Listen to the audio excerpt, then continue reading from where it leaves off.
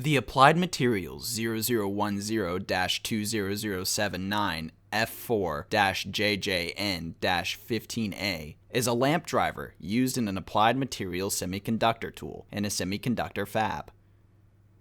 This unit came to us with a control board problem, which we repaired along with a full rebuild of the power section. As shown in the final test video, we are running the unit and using a standard light as a load. These typically use a different spectrum lamp in the actual AMAT tool. These types of drivers are common in several AMAT tools, but each is coded with a part number for that particular tool build.